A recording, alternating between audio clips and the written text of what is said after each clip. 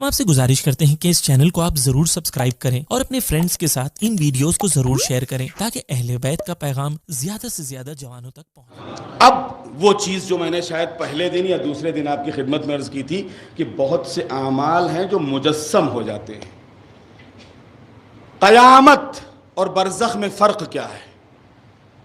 برزخ میں اور قیامت میں فرق، برزخ میں اور قیامت میں فرق یہ ہے، بہت توجہ رکھیے گا، بڑی دلچسپ گفتگو ہے، بڑی معلوماتی۔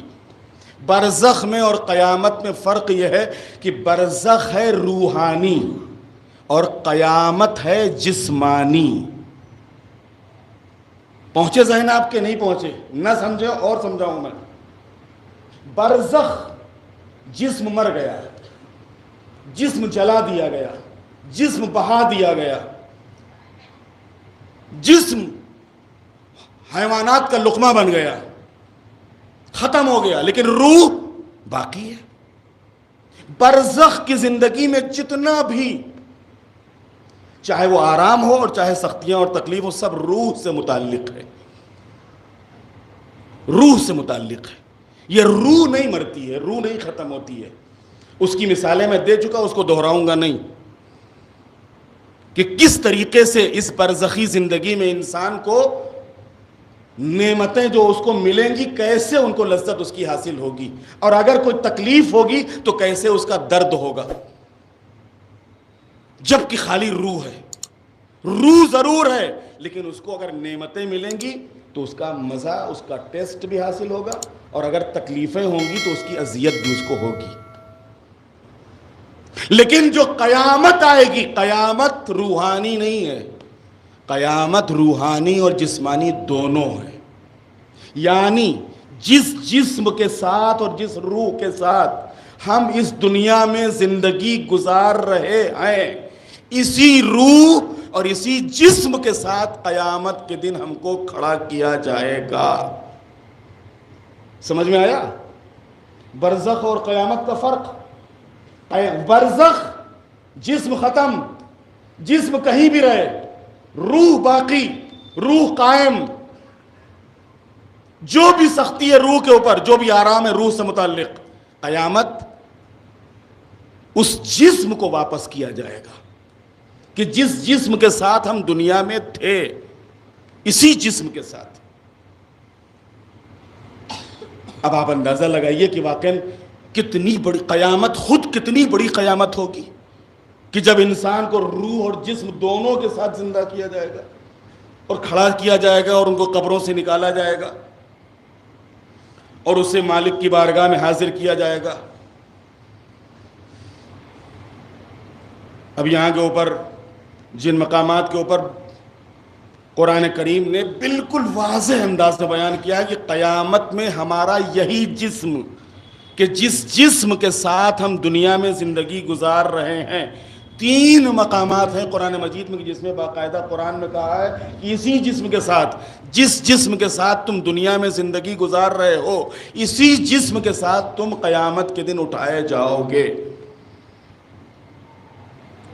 سورہ معارج، یخرجون من الاجداث سراعا، جس دن یہ سب قبروں سے تیزی کے ساتھ نکلیں گے۔ قبروں سے خالی روح نہیں نکلے گی، قبروں سے نکلنے کا مطلب ہی ہے روح تو باہر ہے ہی ہے۔ روح تو وہ کوئی بندھی ہوئی تھوڑے ہے، وہ قبر کے اندر کوئی محدود تھوڑے ہے، قبر کے اندر تو جسم ہے اس کا۔ اور روح اعمال کے لحاظ سے، انسان کے عقیدے کے لحاظ سے ہو سکتا ہے قبر یہاں ہو، روح کربلا معلیٰ میں ہو۔ اگر انسان واقعاً عاشق امام حسین ہے، عاشق امیر المومنین ہے، دفن یہاں ہوا ہے، جسم یہاں پڑا ہوا ہے، اس کی روح نجف میں ہے، روح کربلا میں ہے،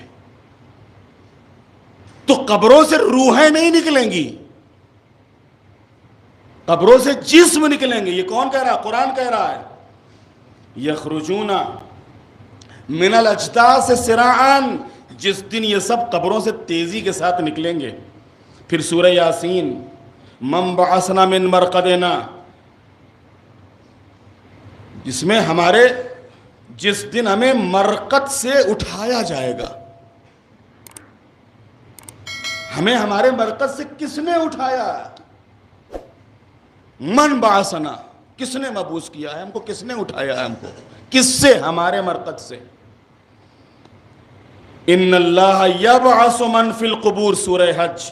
یقیناً اللہ قبروں سے مردوں کو اٹھائے گا، مردوں کو زندہ کرے گا. منکرین نے قیامت جو ہے، یعنی قیامت کا انکار کرنے والے، ان کا سب سے بڑا جو اعتراض ہے وہ اسی کے اوپر ہے کہ سب کچھ سمجھ میں آتا ہے لیکن یہ سمجھ میں نہیں آتا کہ کیسے انسان دوبارہ زندہ ہوگا. آپ لوگ کہتے ہو کہ دوبارہ زندہ ہوگا، اور یہ چیز سمجھ میں نہیں آتی ہے، لہذا قیامت کچھ نہیں ہے. کہ جو انسان جلا دیا گیا، جو انسان دفن کر دیا گیا، جو انسان حیوانوں کا لقمہ بن گیا، اب وہ کیسے دوبارہ اٹھایا جائے گا؟ وہ بھی ہزاروں اور لاکھوں سال بعد.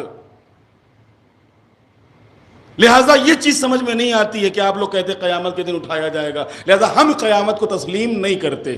قیامت کو تسلیم کیوں نہیں کرتے؟ اس لیے کہ یہ سمجھ میں نہیں آتا کہ مردوں کو زندہ کیسے کیا جائے گا.